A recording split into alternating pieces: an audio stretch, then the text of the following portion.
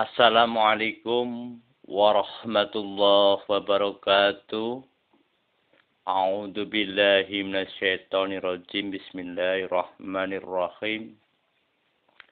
Alhamdulillahi rabbil alamin. Wassalatu wassalamu alal habibil adim. Sayyidina Muhammadinil hadi ila siratil mustaqim. Para pemirsa Jamani yang dirahmati Allah Ta'ala, yang selalu hadir istiqomah di channel Jamani, channelnya Jamaah Manaqib Nurul Iman, yang saya hormati dan yang saya muliakan dan yang saya banggakan. Sebagaimana Jamani merilis yaitu permasalahan apa suatu kesimpulan dari Profesor Dr. Hamka, permasalahan yaitu dzurriyyah baginda Nabi Muhammad sallallahu alaihi wasallam, baik Habib Soleh Tanggul di Jawa Timur, baik almarhum Habib Ali di Kuitang, Jakarta, dan habaib-habaib lainnya yang ada di Indonesia. Memanglah mereka keturunan dari Imam Ubaidillah bin Imam Ahmad Al-Muhajir bin Imam Isa Ar-Rumi,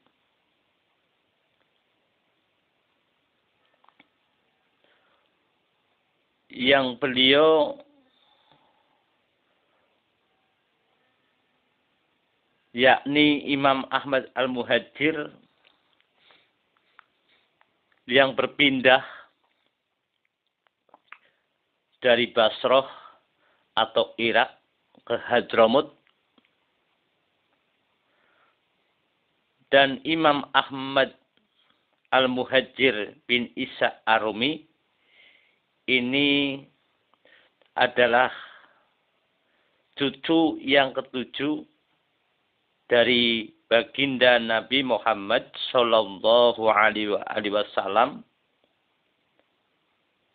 dari jalur Al-Husaini bin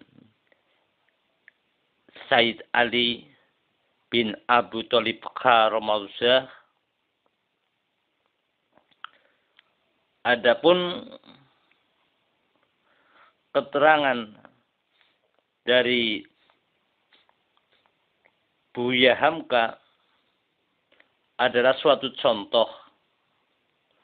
contoh sebagaimana penyeimbang kutipan sejarah yang ada.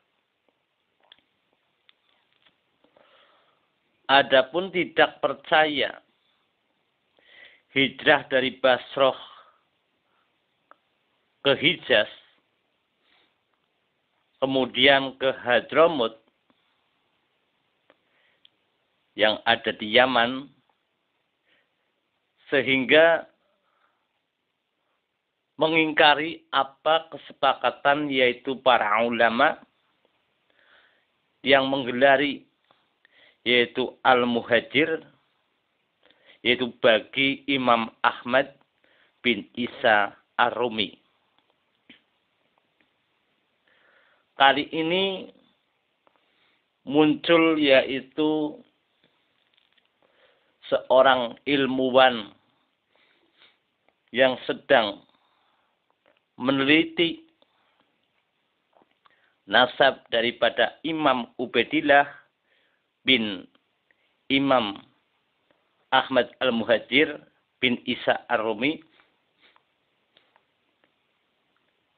yang para pemirsa sudah mengenal semuanya, dengan yaitu tidak hijrah ke Hadramut sehingga menganggap tidak ada gelar Al-Muhajir bagi Imam Ahmad bin Isa Ar-Rumi, sebagaimana yang terungkap dalam yaitu tanggapan yang dipublikasikannya di manuskrip, yaitu manuskrip sejarah kitab Sajarah Al-Mubarakah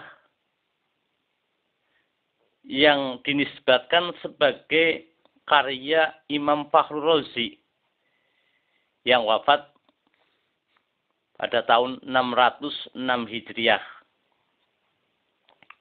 Itu sebagai rujukan utama bagi ilmuwan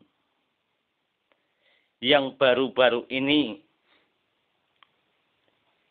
yang sedang meneliti nasab Imam Ubaidillah bin Ahmad Al-Muhajir. Itu menjadikan kitab itu menjadikan rujukan yang ditemukan sekitar abad 15 Hijriah atau tahun 1400-an Hijriah, yaitu oleh pakar nasab, yaitu dari pakar nasab dari Syiah, Ayatullah Al-Marasi An-Najafi. Sebagaimana dapat disaksikan kita semua yang sudah mendengar di media sosial. Akan tetapi lalu salah seorang murid dari pakar nasab, yaitu muridnya Ayatullah Al-Marasi An-Najaf, yaitu pakar nasab Syiah Ayatullah Mahdi Ar-Raja'i, menjelaskan sebagai peneliti dan sebagai pentahqiq kitab ilmu nasab Islam yang telah meneliti dan menulis di bidang ini selama puluhan tahun. Beliau menegaskan bahwa Bani Alawi adalah sa'dah soheh keturunan dari jalur Imam Ahmad Al-Muhajir bin Imam Isa Ar-Rumi melalui anaknya yang bernama Abdullah atau Ubaidillah, yang dikenal Ubaidillah. Keabsahan nasabnya Sa'dah Bani Alawi adalah secara fikih, ilmu, berbagai fakta sejarah yang ada, serta takrir para ulama ahli nasab telah menjadi kemasyhuran, yaitu syuhrah selama berabad-abad. Adapun masalah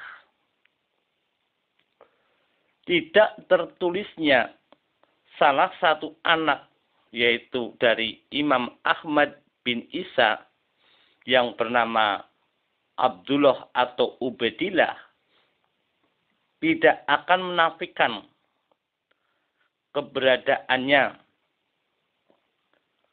Dan hal seperti ini adalah suatu hal yang lazim, yang wajar ditemui di beberapa kitab nasab yang ditulis di masa-masa awal, yaitu penyusunan kitab-kitab nasab. Karena terdapat sejumlah faktor yang menyebabkan tidak tertulisnya nama seorang dalam kitab nasab. Di antaranya adalah situasi sosial politik di saat itu, atau tidak sampainya informasi nama itu kepada penulis ahli nasab di zaman tersebut karena jarak yang jauh atau daerah mereka berhijrah di pedalaman. Dalam kasus Abdullah atau Ubaidillah, jelas terlihat bahwa hijrahnya ke wilayah yang berbeda dengan wilayah para penulis nasab awal yang umumnya berada di Irak maupun di Iran. Maka menyebabkan nama beliau tidak sampai ke para penulis nasab tersebut di saat itu. Demikian takrir ini dibuat untuk memberikan kejelasan bagi yang ingin mengetahui dan agar menghilangkan keraguan terhadap keabsahannya nasab Bani Alawi yang bersambung kepada Imam Husain. Jadi salah satu penyebab tidak tercatat oleh penulis nasab awal yang umumnya berada di Irak maupun di Iran adalah karena jarak yang jauh akibat Imam Ubaidillah dan ayahnya yakni Imam Ahmad Al-Muhajir bin Isa berhijrah yang dibuktikan contohnya dengan keturunannya dan makamnya atau kuburannya. Mereka berdua berada di Hadramut, yaitu Yaman. Para pemirsa Jamani yang dirahmati Allah Ta'ala, Imam Ahmad Al-Muhajir bin Isa diawali hijrah dari Basrah, yaitu Irak, ke Hijaz, nama kawasan Mekah, Madinah, dan sekitarnya kala itu, yaitu Hijaz. Imam Ahmad Al-Muhajir bin Isa ketika berangkat hijrah dari Irak ke Hijaz pada tahun 317 Hijriah,